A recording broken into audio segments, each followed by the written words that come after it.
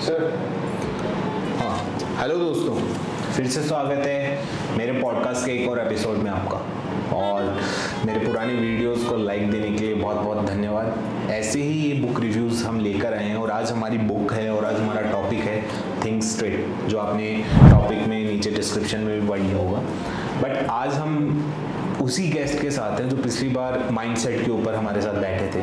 आप जान गए होंगे हमारे ललित सर बहुत सीरियस पर्सन है, बहुत घुमा के वक्त बोलते भी हैं।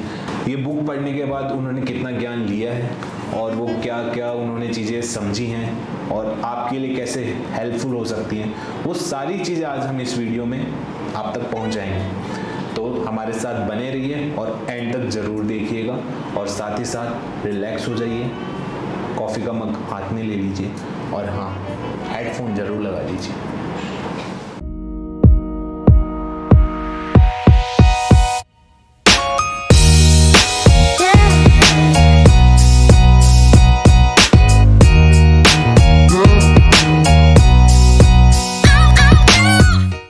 तो दोस्तों, स्वागत है आपका। हमारे ललित सर हमारे साथ हैं, हमारे एचआर और एचआर, ठीक है, फ़र्क तो आप समझ लीजिएगा एचआर और एचआर में, ठीक है, दोनों ही क्या होते हैं, खट्टे होते हैं, ठीक है। तो ललित सर, जैसे मैंने बताया एचआर को हम और एचआर दोनों ही खट्टे होते हैं, तो वैसे ही हमारे ललित सर हैं, खट्टे तो नहीं है भाई, बट बहुत सुलझे हुए भी नहीं है, उलझे हुए इंसान हैं, ठीक है। बट देखते हैं बुक पढ़ने के बाद कितने सुलझ गए हैं, इनसे जानते हैं इस चीज़ के बारे में। तो अभी इन्हीं से डिस्कस करते हैं और बिना कुछ फालतू की बातें की मैं एचआर हूँ, क्योंकि इन्होंने पुराने इंट्रोडक्शन में दे रखा है, इन्होंने पुराने वीडियोस में इंट्रोडक्शन दे रखा है। सीधे पॉइंट क्वेश्चन पे आते हैं। तो एक बार वेलकम बैक सर। बिल्कुल सर, बिल्कुल। त्रिवेंद्र सर, आपका फिर से थैंक यू मुझे वापस अपने पॉडकास्ट में बुलाने के लिए। और जैसे कि अपना पहले एक बार पॉडकास्ट हो ही चुका था अबाउट माइंडसेट जी, और मैंने उसमें शायद आपको रिमेंबर होगा ये भी बताया था कि मैंने नेक्स्ट बुक थिंक स्ट्रेट पकड़ी है और आज मैं उसके बारे में आपको बताऊंगा। आई होप कि आपको और दर्शकों को पसंद आए और वो भी मोटिवेट हो ये बुक पढ़ने के लिए। ओके, तो ललित सर, मेरा आपसे वही थोड़ा आप सवाल में थोड़ा घुमा के पूछता हूँ। बिल्कुल पूछिए। ठीक है, मेरा सबसे पहला ये सवाल था, मैंने ये बुक का अभी मैं इंट्रो जैसे दे रहा था तो मैं बुक को रीड कर रहा था थोड़ी देर पहले। तो इसमें हेडलाइंस के इसके जो टॉपिक्स आते हैं उसमें एक टॉपिक था डोंट आस्क व्हाई, जो मेरे को थोड़ा वो अचंभित लगा क्योंकि मैंने बुक पढ़ी थी स्टार्ट विद व्हाई। तो इन दोनों डिफरेंस क्या है, क्या ये वो बुक तो बोल रही है, तो मैं कंफ्यूज हो गया सर, इसके बारे में आप बताइए। बिल्कुल सर, त्रिवेंद्र सर, आपने एकदम सही सवाल पूछा है। डोंट आस्क व्हाई, ये व्हाई क्या है कि हाँ, बहुत महत्वपूर्ण शब्द है। व्हाई पूछना चाहिए, बट कब और कहाँ, सिचुएशन भी एक ज़रूरी है जो कि ये बुक दर्शाती है। थिंक स्ट्रेट बुक इसलिए बनी हुई है, कई ऐसी सिचुएशंस रहती है जिस समय हमारा दिमाग ये एनालिसिस नहीं कर पाता कि अब इस सिचुएशन में ये थॉट काम की है या नहीं है, क्या इस थॉट प्रोसेस में या इस सिचुएशन में मुझे कौन सी थॉट है उसको ज़्यादा वैल्यू देनी चाहिए और क्या उस समय जवाब या क्वेश्चन करना चाहिए। वाई बिल्कुल बहुत एक तरीके से ये देख लो कि अगर हमें डेप्थ में जाना है किसी चीज़ के तो वाई इंपॉर्टेंट है, पर वाई भी वही काम आता है जहाँ उसकी ज़रूरत होती है। अब अगर मैं ऐसा बोलूँ कि मैंने हाँ एक एक्सीडेंट कर दिया, तो मैंने वो क्यों कर दिया, अब मैं बैठ के सोच रहा हूँ मैंने वो एक्सीडेंट क्यों किया। मैंने किसी का मर्डर कर दिया या मैं किसी एम्प्लॉय के साथ में लड़ पड़ा, मैं बैठ के सोच रहा हूँ कि मैंने उस एम्प्लॉय के साथ लड़ाई क्यों की, क्यों उसको पीटा या क्यों उससे मार खाई। तो पहली बात तो ये situation on the first place आनी ही नहीं चाहिए कि ऐसा हो, बट जब ऐसा हो गया है तो फिर ये सोचने की कहाँ ज़रूरत है, फिर तो ये थॉट भी बेमतलब की है कि मैंने ऐसा क्यों किया।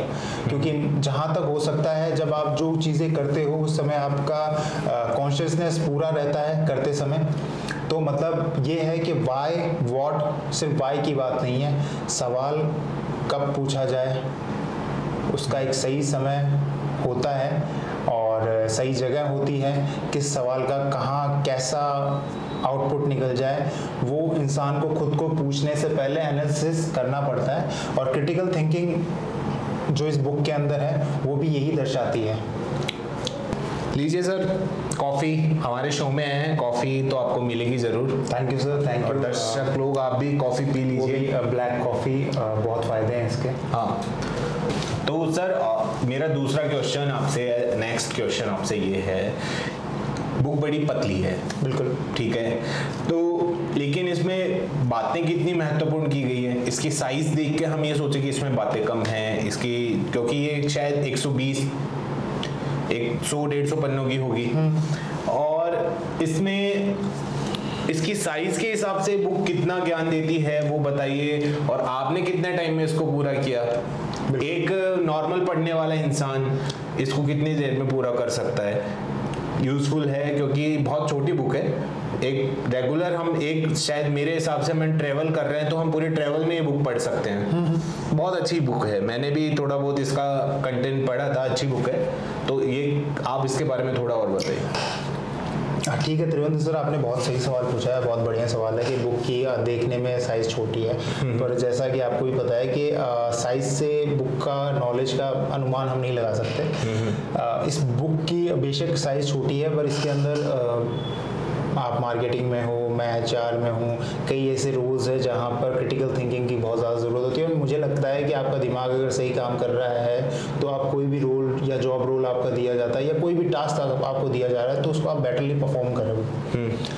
तो इस बुक में भी वही दर्शाया गया है, क्रिटिकल थिंकिंग फर्स्ट पार्ट में, और how to form better and effective arguments, और दूसरे पार्ट में ये दर्शाया गया है कि जो इन्फॉर्मेशन है उनको गैदर करके उनके ऊपर अपन आर्ग्यूमेंट्स कैसे अप्लाई करें और क्रिटिकल थिंकिंग अप्लाई कैसे करें। और अब इस बुक के बारे में अगर मैं और बताऊं तो फॉर एन एग्जांपल कि मैं अपने जॉब रोल की ही बात बता देता हूं। जैसे कई एम्प्लॉयज़ है, सुबह से लेकर शाम तक ये देख लीजिए कि 20 to 30 एम्प्लॉयज़ का ग्रीवेंसेस सुनना, उनकी नई नई प्रॉब्लम्स के बारे में जानना, बट उन प्रॉब्लम्स को जानकर सर उनका सॉल्यूशन भी करना पड़ता है। अब अगर मैं सारे थॉट्स, सारे प्रॉब्लम्स अपने दिमाग में रख लूँगा और उनका अगर मैं सॉल्यूशन नहीं कर पाया तो मेरे ख्याल से मेरा HR इस रोल पे होने का कोई महत्व नहीं रहता। सही। तो ये बुक वही दर्शाती है कि चीज़ों को, थॉट्स को कैसे प्रायोरिटाइज करना है, कैसे किस थॉट का कब यूज़ करके उसके लिए अगर किसी को सॉल्यूशन देना है तो सॉल्यूशन, या कोई थॉट जैसे बेकार की थॉट भी होती है तो उसको, कोई एम्प्लॉय रहते हैं तो जूझते रहते हैं, जैसे अपनी पहली बात हुई थी अबाउट माइंडसेट के, ओवर थिंकिंग होती है तो उसमें अननेसेसरी थॉट्स आते हैं। तो मैं अगर मेरा तो यही सजेशन रहेगा, अगर माइंडसेट के बाद में अगर कोई पढ़ना चाहे और वो अगर इंट्रोवर्ट है तो मैं थिंक स्टेट ही उसे सजेस्ट करूँगा। क्योंकि माइंडसेट आपके दिमाग को एक तरीके से स्टेबल करती है, और थिंक स्टेट जो आपके दिमाग में गूंज रहे विचारों, हज़ारों, सैकड़ों या कई तो ये देख लो कि सुबह से शाम तक उनको पता नहीं चलता है कि क्या क्या चल रहा है, जिसे हम कहते हैं कॉन्शियसनेस की कमी।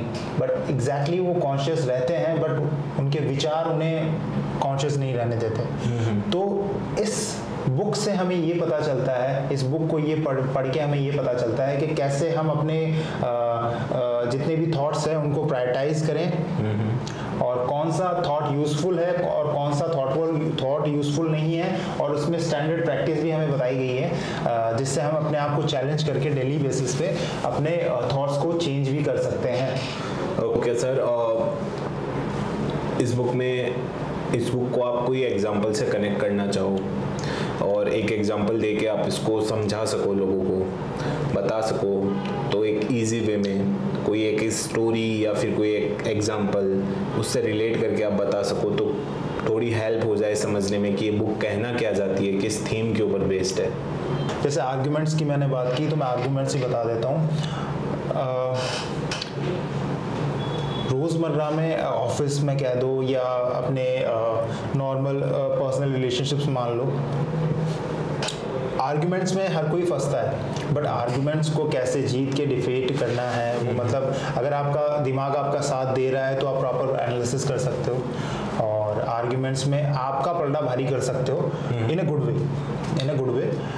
तो अब इसी में ये बताया गया है कि आर्ग्यूमेंट्स को एग्जैक्टली फॉर्म कैसे करना है। जैसे फर्स्ट तो have a clear claim, have a clear claim, जैसे कि क्लाइमेट चेंज हो रहा है। दूसरा कि गैदर इंफॉर्मेशन, अगर आपने कोई क्लेम किया है और उसके बारे में आपको इंफॉर्मेशन नहीं है तो मेरे ख्याल से आप आर्ग्यूमेंट नहीं कर पाओगे।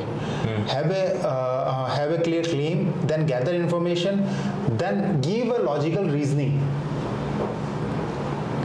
इंफॉर्मेशन तो गैदर कर ली आपने, क्लाइमेट चेंज क्लेम किया, इंफॉर्मेशन गैदर कर ली, मतलब फ्लो चार्ट्स वगैरह कई है जो दर्शाते हैं।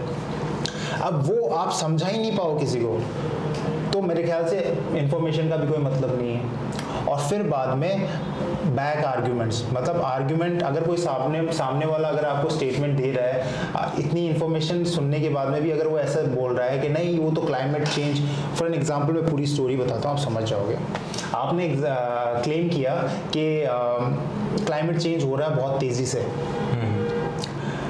और वो ह्यूमंस की वजह से, और आपने वो इंफॉर्मेशन भी दिखा दी सबको, फ्लो चार्ट्स दिखा दिए, और आपने फिर बाद में उसको अच्छे से लॉजिकली रीजनिंग देके भी समझा दिया कि कई साइंटिस्ट्स हैं जिन्होंने देखा है और परखा है और उन्होंने यही जाना है कि that humans are cutting down the trees और उस वजह से और पॉल्यूशंस वगैरह और उसकी वजह से ये प्रॉब्लम्स हो रही हैं। और कोई सामने वाला ये बोलता है कि नहीं नहीं ये इस वजह से नहीं है, क्लाइमेट तो सन, कई लॉजिकल रीजंस देते हैं कि सन है वो मे बी सन की वजह से अपना जो आउटर लेयर है ऑफ अर्थ वो इतनी पावरफुल कभी थी ही नहीं, हमें बस बताया ही जा रहा था कि इतनी पावरफुल है, ओजोन लेयर है, अब क्या पता पहले से ही ऐसा चल रहा हो।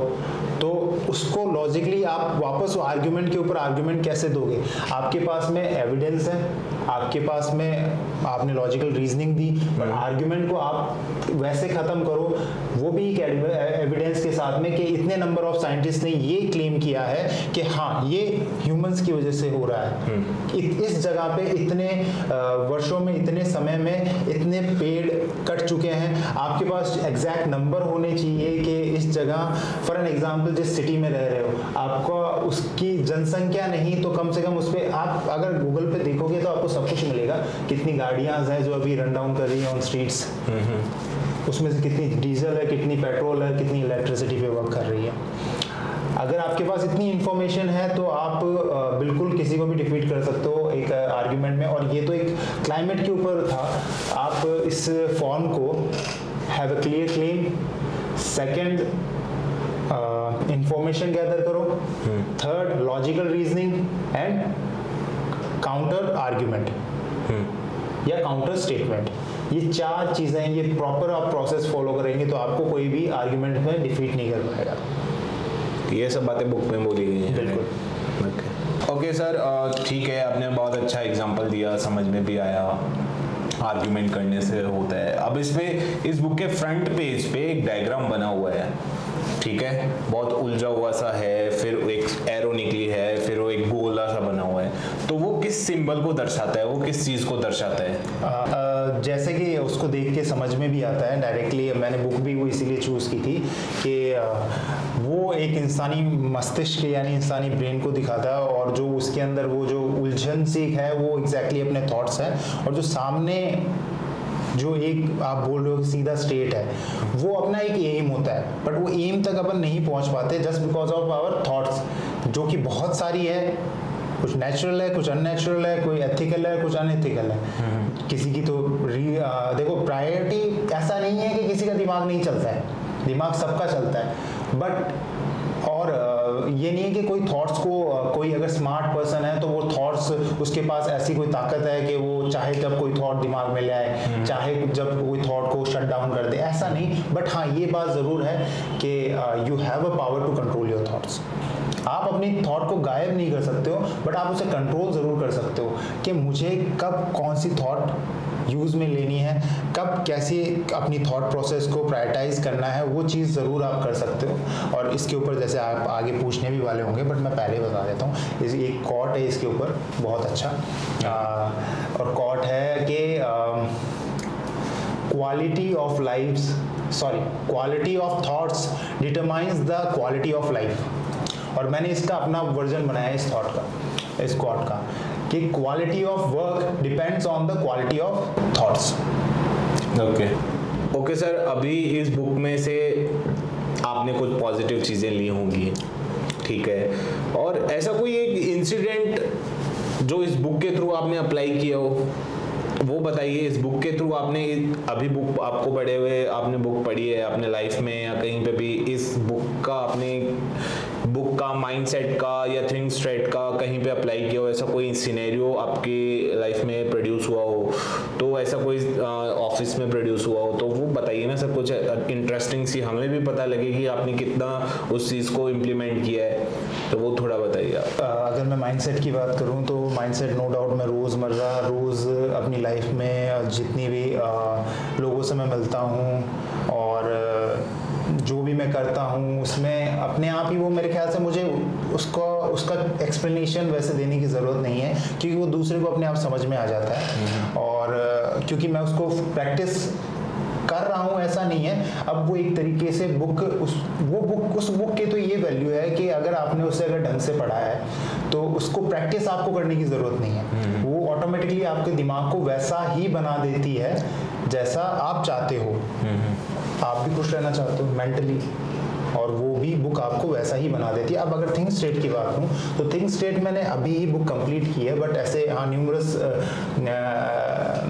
सिचुएशंस आई हैं जिनमें, बट क्या है कि अब मैं वो छोटी सिचुएशंस होती हैं तो मैं उनका अभी बताऊं कोई ऐसा नहीं है, बड़ी ऐसी कोई सिचुएशन ऐसा कोई मैंने अभी तक हैंडल नहीं किया है। बट हाँ, नो डाउट मेरे को थिंक स्टेट से बहुत मदद मिली है और मुझे पता है कि इस बुक की पावर से जो मुझे पता चला है कि मैं अपनी थॉट्स को जैसे कंट्रोल कर सकता हूँ, तो आगे आने वाले भी कोई भी कॉन्फ्लिक्ट्स जो होंगे मैं उनको होने से पहले रोक पाऊँगा, क्योंकि I know that I can do this after reading mindset, or I can solve this after reading think state। मैं कर सकता हूँ, ये तो मुझे पता चला है माइंडसेट से, और मैं कर रहा हूँ, उसके बाद में फेल होता हूँ तो मैं इस फेलियर को भी सुधार सकता हूँ, ये मुझे पता चला है थिंक स्टेट से। ठीक है सर, आपने बिल्कुल सही बताया। कुछ एग्जांपल्स आपने अपनी बताना चाहोगे? हाँ बिल्कुल, क्योंकि एचआर हो आप, एचआर की भूमिका यहाँ पे भी निभा रहे हो, नहीं बताना चाहोगे, ठीक है, वो आपकी इच्छा, बट आपको बताना चाहिए था। बट इसमें क्या था कि सर अभी मैं ये आपसे एक सवाल पूछना चाह रहा हूँ कि मैं जब आपसे पहले अपना इतना इंट्रैक्शन नहीं हुआ था तो और नॉर्मल बातें होती थी तो मेरे को ऐसे लगता था कि बहुत उलझा हुआ पर्सन है ये, जैसे वो बुक के ऊपर डायग्राम है, उलझा हुआ सा पर्सन, आप कुछ बातें भी ऐसे कर जाते हो, अभी भी कर जाते हो जो बहुत उलझी हुई होती हैं, ठीक है। मैं मेरा थॉट बता रहा हूँ, मैं मेरे हिसाब से बता रहा हूँ, आप कुछ बातें ऐसी कर जाते हो जो सिंपल नहीं होती, स्ट्रेट नहीं होती, बहुत उलझी हुई होती हैं, तो आप उनको कब स्ट्रेट लेके आओगे? मैं ये जानना चाह रहा हूँ। आप स्ट्रेट लेके आओ ना सर, रिक्वेस्ट है, स्ट्रेट लेके आओ। हाँ, थोड़ा पोलाइट वे में लेके आओ, ऐसे नहीं मुंह पे बोल दिया, बट ऐसे घुमा के बातें स्ट्रेट। चलो सर, आपने सवाल पूछा है, मैं आपको बताता हूँ। अगर पहले की बात बताऊँ तो देखो, स्केप्टिकल मेरा नेचर है, उलझन में मैं शुरू से हूँ, और उलझन में इसलिए हूँ, अगर मैं उलझन में हूँ इसलिए चल रहा हूँ क्योंकि कई सिचुएशंस आती हैं जिसमें रिस्क लूँ ना लूँ ये भी मैटर करता है, बट रिस्क लेना भी मैटर करता है। कहीं अंधे धुन में ये नहीं कि हर कोई रिस्क आ रहा है वही मैं, देखो ये मेरा पर्सनल वो है कि मैं एक रिस्क लेने से पहले 10 बार सोचता हूँ, और चाहे मैंने बुक पढ़ ली हो बट फिर अभी भी मैं उसी चीज़ को अप्लाई करता हूँ। और दूसरी चीज़ जो अभी भी आपको लगता है कि मैं कोई चीज़ें या कुछ बातें घुमा फिरा के बोलता हूँ, मतलब सीधा नहीं बोलता, क्या है कि मैं ये सोचता हूँ कि मैं बात को जैसे पुट कर रहा हूँ कि सामने वाला भी शायद समझ लेता होगा, बट शायद इंट्रोवर्ट हूँ, मेरी ये थोड़ी स्पीच की प्रॉब्लम है कि सामने वाले को समझ में एग्जैक्टली नहीं आता जो मैं समझाना चाह रहा होता हूँ, और जो मैं एग्जैक्टली स्ट्रेट फॉरवर्ड होके समझाता हूँ वो सामने वाले को हार्श लगता है। इसलिए मैं अपने समझाने छोड़ दो, शब्द नहीं है, मैं अपने शब्दों को थोड़ा तोड़ मोड़ के उस वे में फॉर्म करता हूँ कि सामने वाले को बुरा भी ना लगे और सामने वाला समझ भी जाए। पर उससे उल्टा ये इफेक्ट पड़ता है कि सामने वाला समझ नहीं पाता और उसको ऐसी बातें बोल देते हैं कि भाई मैं घुमा फिरा के बोल रहा हूँ। आप इंट्रोवर्ट हो, कैमरे की तरफ देख के पूरा वीडियो आपने निकाल दिया, और आप इंट्रोवर्ट कहाँ हो सर? जो इंट्रोवर्ट पर्सन होता है वो कैमरे के आगे भी अनकॉन्शियस फील करता है। अरे अब तो माइंडसेट पढ़ ली, अब थिंक स्ट्रेट पढ़ लिया, अब माइंडसेट पढ़ ली, now I can do this. मतलब मैं बैठ सकता हूँ कैमरे के सामने। Thank you to me, thank you to him. Okay, और सर आपने पूरा वीडियो तो सारा कैमरे की तरफ देख के बताया, मेरे से तो कोई बात ही नहीं की, दर्शकों आपसे बात की है सर ने। बिल्कुल, ज्यादातर आपको ही कनेक्ट करना चाहे। हाँ बिल्कुल, मैं चाहता भी यही था कि आप मेरी सुने, क्योंकि और मेरे को तो इनकी बातें समझ में आती नहीं है, बहुत उलझे हुए करते हैं। तो यही खत्म करते हैं, यही हमारा आज का एपिसोड खत्म करते हैं। ललित सर ने नो डाउट बहुत अच्छी बातें बोली हैं, हम ये बाकी सब मजाक की बातें होती हैं, बट ललित सर ने नो डाउट बहुत अच्छी बातें बोली हैं और बहुत सिंपल और स्ट्रेट वे में समझाया भी है।